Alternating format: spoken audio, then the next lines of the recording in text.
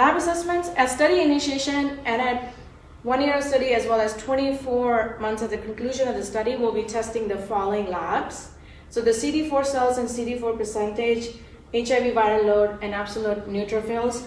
These are the markers of how stable the HIV is. And then CRP, which is C-reactive protein, IL-6, interleukin-6, and TNF-alpha, tumor necrosis factor alpha. These are the 3 biomarkers for inflammation. We will be testing that as well.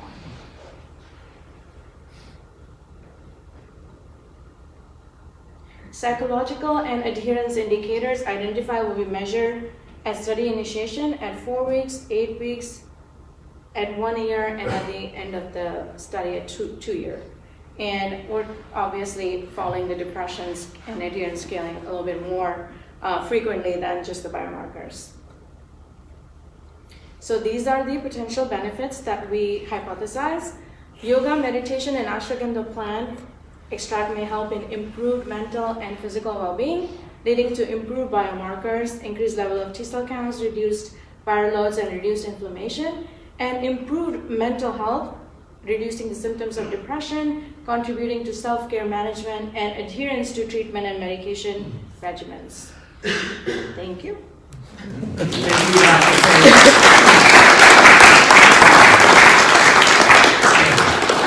So it's my pleasure to introduce to all of you our panel today, starting with Deepak Chopra.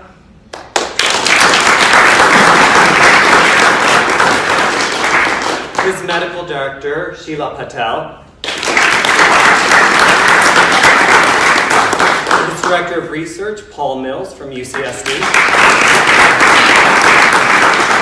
A partner in his yoga training, my friend Danielle, Mika. And I know all of you know our Chief Medical Officer, Dr. David Morris. So Deepak, will you get us started and talk to us a bit about what inflammation is and why it's important that we address inflammation in the body? Okay, thanks David, and thank you Dr. Singh, thank you Dr. David, and thanks everybody. As of now, we know that only 5% of disease-related gene mutations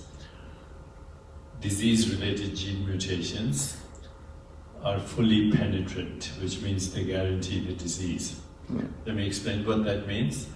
So mutation is a genetic mistake or a genetic variation, and some of these mutations cause disease. And only 5% are fully penetrant, which means if you have that mutation, you're going to get the disease no matter what. And that's 5% of all chronic illness, from cancer to autoimmune illness to you name it, susceptibility to infection. All of that is related to these mutations, but only 5% of them predict the disease. So if somebody has a gene mutation like, say, the BRCA gene for breast cancer, that predicts the disease. Celebrities like Angelina Jolie had to have a mastectomy to prevent that cancer.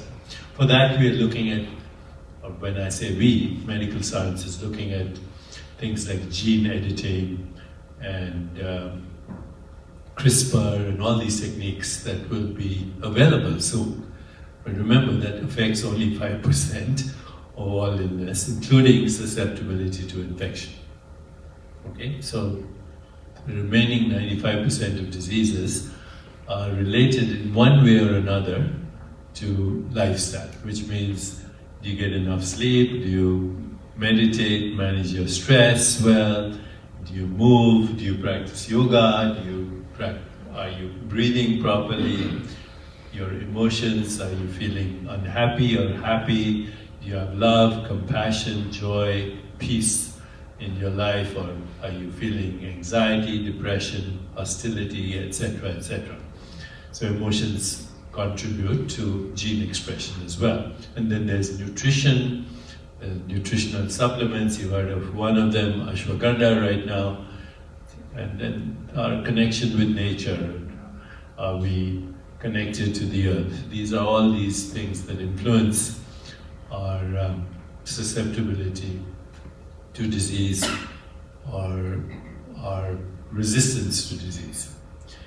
Now, the common factor in all these things is what is called low-grade. Am I talking too long? No. The common factor in all these illnesses is what we call low-grade inflammation. So the word inflammation means to be on fire, flame. Okay. As we look around the world right now, it's inflamed. Our government is going through inflammation. Politicians are inflamed. The earth is inflamed. The climate is inflamed. The food is inflamed. Everything is inflamed. Acute inflammation is actually helpful. It protects you from, basically protects your life. If you fall down and you get a bruise, that's inflammation, but that's protecting you from bleeding to death. Or if you get a pneumococcal infection, then the inflammatory response helps you recover from pneumonia or prevents you from getting pneumonia. Low-grade inflammation is a different thing altogether. It causes disease. Okay? Most people who have low-grade inflammation don't know that they have it unless you test them for it. But we found out through our meta-analysis. And if you want to look at data like this, please check out our non-profit website, isharonline.org, ISHAR online.org. This is a database for chronic illness and integrative studies and all of that. So when we did a meta-analysis, and we found that everybody who has low-grade inflammation also has low-grade anxiety and depression. Low-grade anxiety and depression. Furthermore, we can call it free-floating anxiety and free-floating depression because there's no obvious cause for it. And usually when people get depressed, either it's a major psychological depression, almost requiring drugs, as Dr. Singh mentioned. There are other situations. There's situational depression, there's endogenous depression. Endogenous means maybe there's a genetic predisposition to it. But what we're talking about now is not all of that, just a little low-grade depression, anxiety, for which there seems to be no obvious cause. But it's associated with low-grade inflammation, and it precedes disease by 10, 15, 20 years. All disease. When you look at chronic illness, you'll find the common factor is depression. No, most people don't know this, but because nobody has looked for it, but we have. So depression, anxiety, without any cause, low-grade inflammation promotes disease, basically. If we tackle this in the way this intervention that Dr. Singh spoke about and prove that we can prevent and even reverse this depression, then the next step is can we reverse and prevent chronic illness in more than 90% of cases. Now I mentioned there are other things that are important, sleep and stress management and meditation, yoga, emotional connection, personal relationships, food.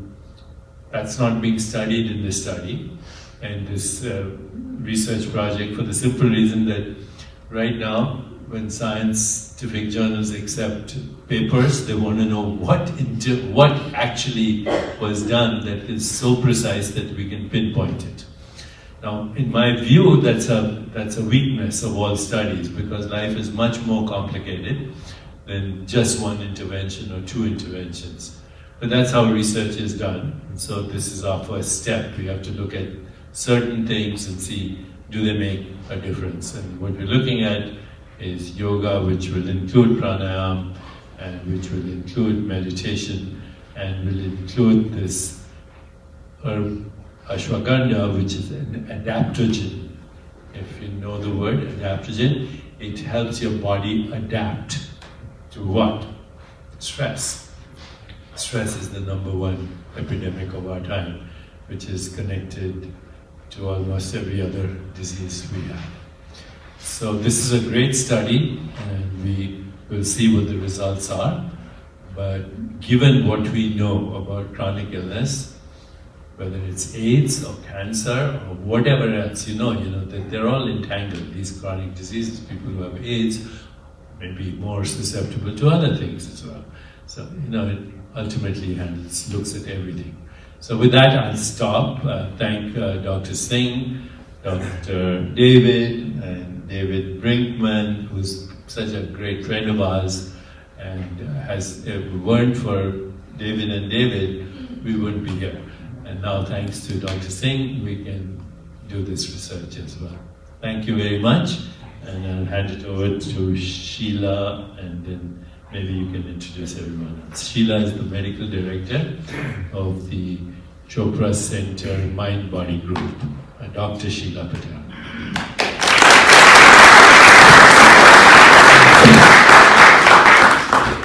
Welcome everyone. It's really an honor to be here with all of you, and I think we're just so grateful for Desert AIDS and to bring this research to fruition because we, over the years, because of the Chopra Center, I've been with the Chopra Center for 9 years now, and it was created by Deepak and David Simon 20 plus years ago as a place for people to come and heal and practice all of these things that we'll be studying. And over the years, everyone at the center has witnessed the benefits of all of these practices, and people feel the difference. So now it's really great to have an opportunity to actually validate what we feel as benefits with science and bring it out, to a bigger audience, so that we can bring these practices, to everyone. And I've really been amazed. I'll just briefly speak. I know Paul has done a lot of research on inflammation, and maybe can speak to neuroinflammation, specifically meaning inflammation in the brain and how that's related to depression. So I'm just going to speak a little bit about this amazing herb that we'll be looking at, ashwagandha. It's a traditional Ayurvedic herb, so when you saw that term up there, Ayurveda is a traditional healing system, like many traditional healing systems around the world that used plants and botanicals for the benefits that they give us. It's like food. In some ways, the herbs, as plants, can give us many, many healing chemicals. And as Deepak laid out, chronic low-grade inflammation is really a root cause for a lot of disease. And there is a link between, this neuroinflammation in the brain and depression, as well as anxiety. And ashwagandha was one of the herbs that was appreciated for millennia, that it does have these effects on the brain, so can be used for anxiety and depression. And also ashwagandha actually means smell of a horse, but don't worry, you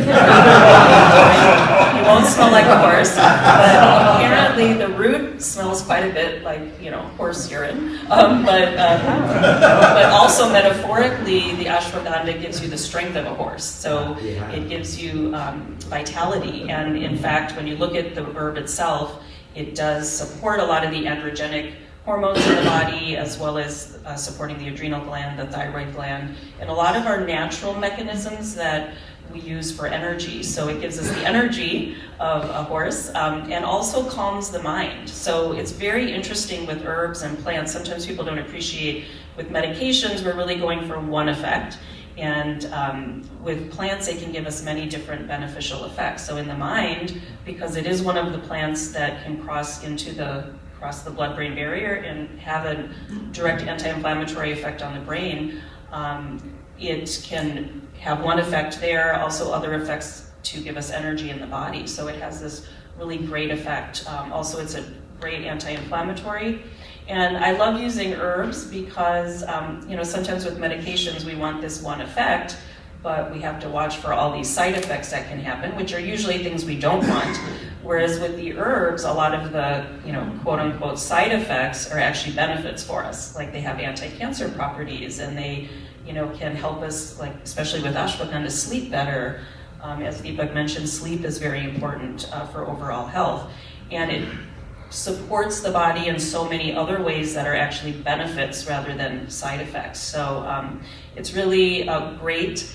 We know there's lots of research on meditation and yoga to help with inflammation, to have this arm where we can actually look at the synergy of how all these things can work together, and we expect likely there might be an additional benefit to, you know, taking the herb, because, you know, all of it works together. Usually because disease is multifactorial, the solution is multifactorial, so, or, you know, multiple interventions. So, you know, it's really great to be able to study that in particular. It's really expanded my toolbox as a physician to be able to go to the plant world to help people heal, and we can see some amazing benefits. So I'd love to answer questions later as well, but I'll hand it over to Paul to go a little bit deeper into that inflammation. Thank you. Good morning, everyone. Good morning. I have a couple of comments, and the first one has to do with how very important and also innovative this research study is that Dr. Singh presented to you and that we're discussing. So how many of you have heard the term integrative medicine or integrative health? Okay, fantastic, most of you. So as you know, this is more of a modern movement within the Western Allopathic Center and treatment, both on the research side and the treating side. And as Deepak mentioned, at least in the world of research, integrative medicine research is not really integrative, because Western science likes to know about mechanisms, how do things work. So typically, when I write grants to the National Institutes of Health for my research, I have to make it very reductionistic. I look just at one little piece of a potential treatment, and then we wait a few years and see what's working. But as Dr. Patel said, that's extremely limited way to approach the reality of what illness is. So this study is really the first that I'm aware of to be able to be truly integrative. We're taking a traditional whole system, we're studying meditation, yoga, and the herbs together. And not in a lab setting, but in a true clinical setting, real-life clinical setting with patients coming and going. All these attributes are very unique for this particular study. So I personally feel grateful to be part of it, and I'm looking forward to the outcomes when that time comes. The other piece has to do with inflammation itself. I've studied inflammation for many, many years, a couple of decades actually, at the University of California, San Diego. Depression has its own interesting pathophysiology, and much of that pathophysiology does have to do with inflammation. When you can treat and help cure the inflammation, the depression subsides. The benefit of that, at least in the areas of cardiovascular disease where I typically work, morbidity is improved and mortality is improved. So for example, I study individuals with cardiac disease. I can have a patient with cardiac disease at, say, level 2, and another patient over here, cardiac disease level and severity 2. If one has depression and the other one doesn't, the one with depression, even if the cardiac disease is the same, they will be sicker more often, and they will actually die more quickly. Typically, at least 2.5 to 3 times more quickly. So that is the burden of depression, and the burden of the inflammation that's helping to drive the depression. And I feel very firm and confident that this study is going to be at the forefront of integrative research to show that we can help cure these maladies, going back to the wisdom of traditional systems. So thank you.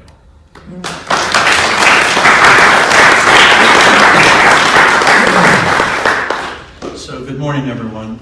Good morning. It has been such a thrill and a pleasure to work with Deepak and Sheila and Paul and Danny and the group and Dr. Singh and David Brinkman. This conversation really started about 2 years ago. It was at a seminar at the Deepak Chopra Center. We met Deepak in his office, dining space, and had lunch with him and talked about the research. And we were all talking about what a great fit this is. You've got integrative medicine, you've got people concerned about the mind-body connection, you've got DAP in the desert. We've been doing HIV care for 35 years. We have patients with a lot of inflammation, and we know that HIV in and of itself is pro-inflammatory. So let's design a study that we can be scientific about, follow these markers, really look into it. One of the very key parts of this were depression. And as Deepak said, the depression piece is a real base for a lot of chronic disease and illness and inflammation. So a very integral part of this is following PHQ-9 scores. We'll also be doing something called a PROMIS survey, which is lifestyle modification, and looking at anxiety and sleep and other factors. To my knowledge, no one's ever done this kind of study. It took about 10 months for the IRB to approve this. Pieces of this study have been done, but not totally, not for 2 years, and certainly not the comprehensiveness of what we're doing. The study will be about 2 years. The launch date, I think, is going to be around September to begin recruiting patients for the study. And I think it's going to really help not just DAP, not just the Chopra Center, but the research and the information that comes from this are going to help a lot of other people. So it's my pleasure to be involved with this, and thank everybody for being here.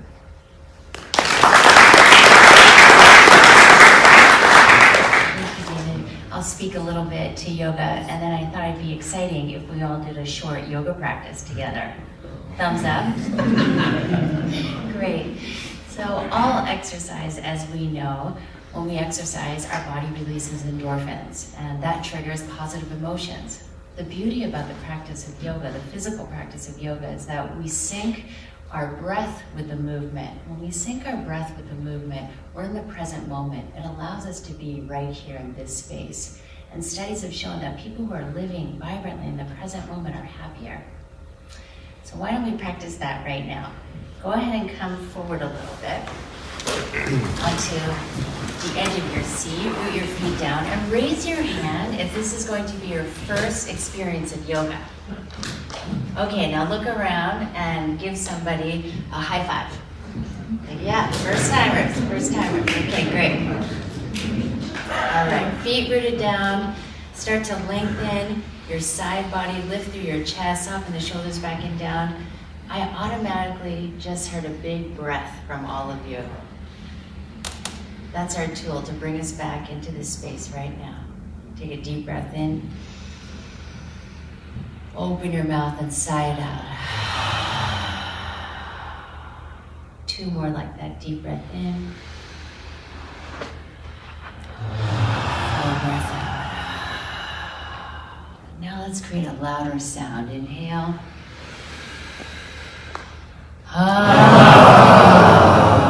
Beautiful. On your next inhale, extend your arms all the way up. Start to gaze at it. Exhale, round the spine, draw your chin in towards your chest. Oh, I like that, you're continuing the sound. Okay, inhale, extend the arms all the way up. Exhale, rounding and flexing the spine. One more time, extension, inhale. Exhale. Inhale, come back to center to neutral spine. You can release your arms down. And on your exhale, twist to the right.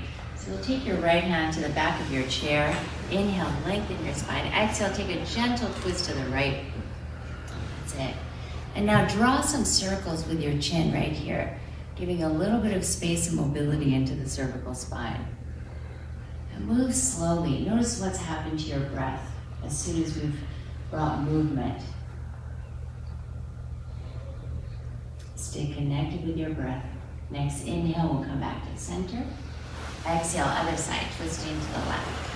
Inhale to find that length again.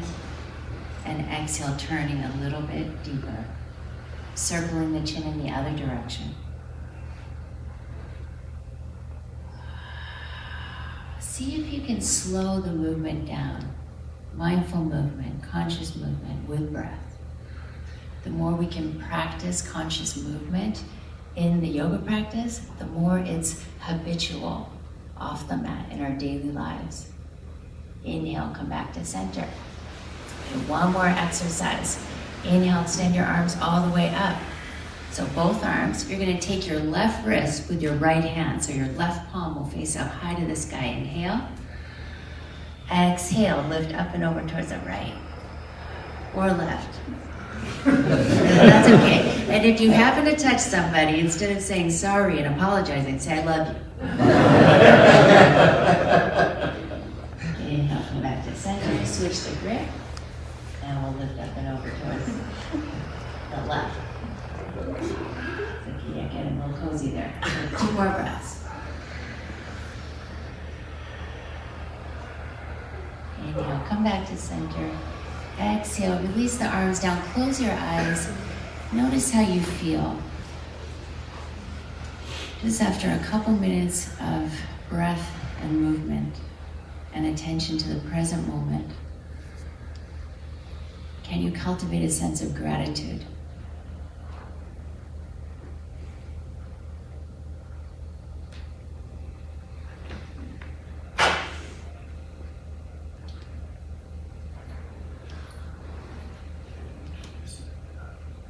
Thank you, Danielle. That was great. Yeah.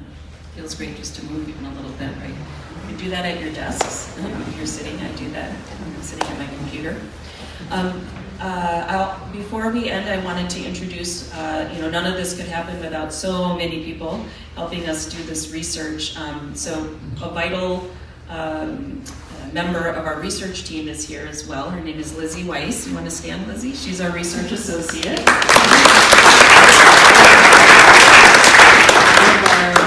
Research that we've done at the Chopra Center is on choprafoundation.org, Deepak's nonprofit, the Chopra Foundation, and there's a research tab.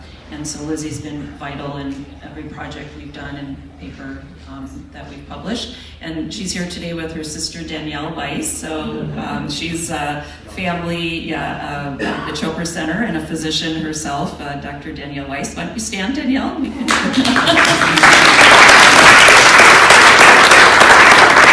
It's great to have, an integrative family of medical providers, physicians, researchers to really further everything that we do. So thanks both of you. And I'd like to introduce one more person, Punacha Machar. Please stand up. Punacha is the Chief Strategist.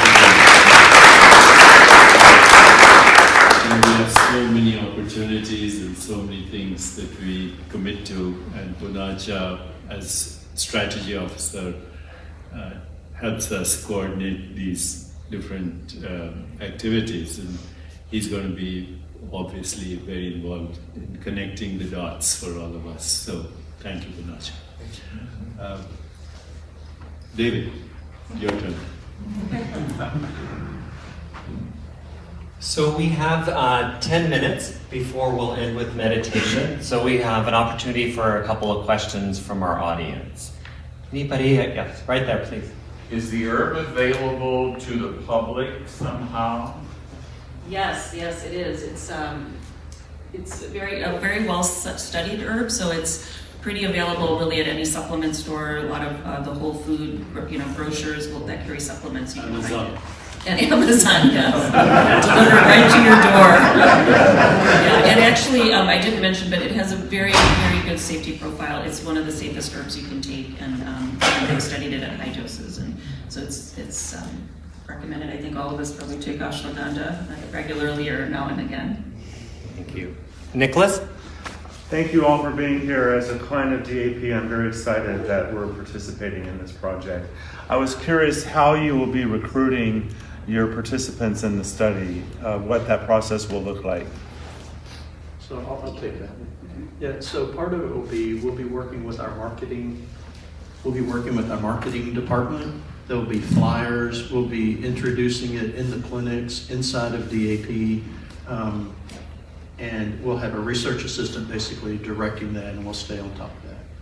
So I'm hoping we'll have a lot more people applying for it than we actually need, and then we can take it from there. The chair of our board is here. I saw you raise your hand. Steve Koffer. Thank you. Thank you all for being here. We're so excited about this opportunity and what it's going to be for not only our patients and clients, but the whole HIV/AIDS community. So thank you very, very much for this project. Jeff? You mentioned you'd be taking blood samples and looking at inflammatory markers and stuff like that. Will you be banking blood samples? So if you say signals, you can go back and look at other markers? We will be banking samples. So a lot of the assays will be done at my lab at the University of California, San Diego. And in all studies, we routinely bank samples for a variety of reasons. But I think as you're hinting, typically over time, as the research advances in multiple fields, we begin to identify new biomarkers, something else of interest that we would have wished we measured, but we wouldn't, but then we get the chance to do it. So yes, indeed, we will be doing that. Right in front. Yes, Deepak, you mentioned that a significant disease could follow inflammation and stress by 15 or 20 years. Does that mean you'll limit the study to people of a certain age, or are people up to 99 acceptable? No age, it'll be 18 and older. In the back? I realize this specific research project is limited to people living with HIV. As a patient at BAP living with 3 types of cancer, which I really see as a fundamental failure of the immune system, are there any similar research projects for people living with cancer? So I'll say, yes, at BAP, we're going to be entering the ANCHOR study, which is a national study for following dysplasia of the anus, HPV infection, and anal cancer prevention and treatment. So that's the one big one we have. We expect to roll that out in about 3 months, and we're going to start that before we start the Deepak research. What about other types of cancers that are not included in that? There is actually a lot of research in the integrative oncology community, and looking at all of these alternative or integrative practices and traditional healing. A lot's been done with meditation and yoga. They're starting to study herbs as well, because many of them do have anti-cancer properties and anti-inflammatory properties, which reduce the risk of cancer and recurrence.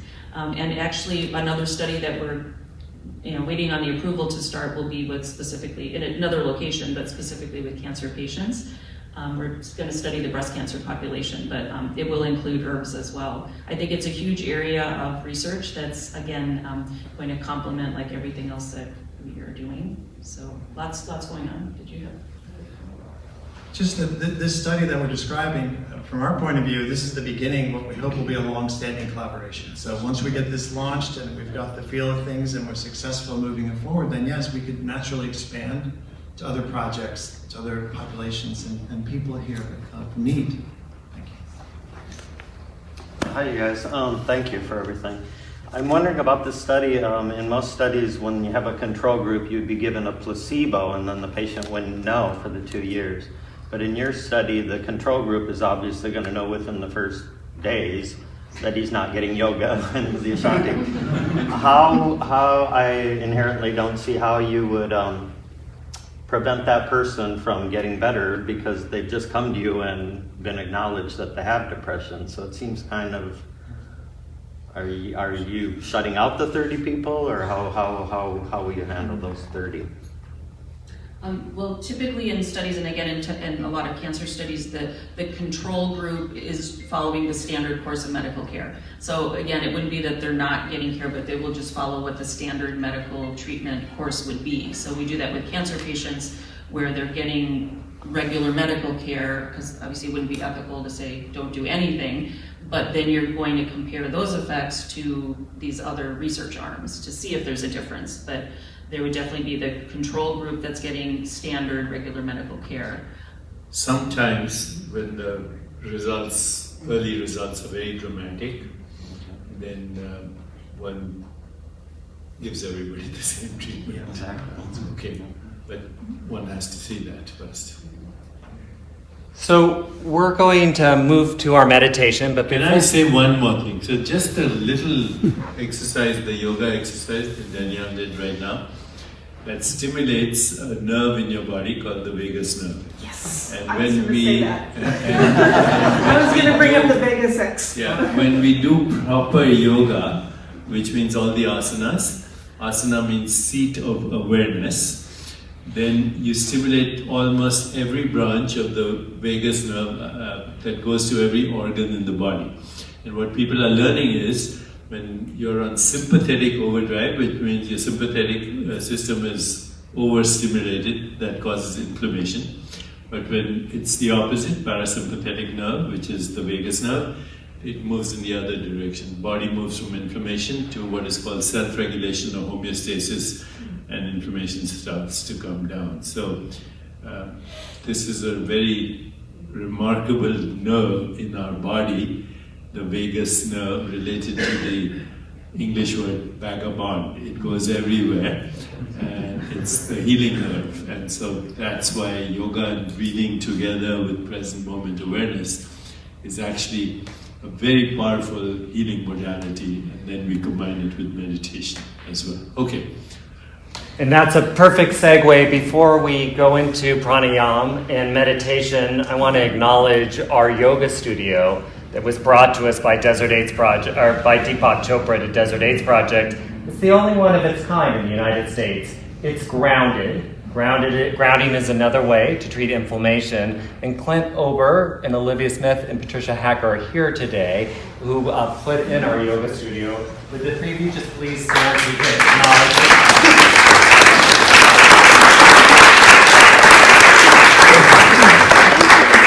And Kristen Olson from Urban Yoga, who runs all the yoga programs at Desert AIDS Project, is here too. Kristen, if you can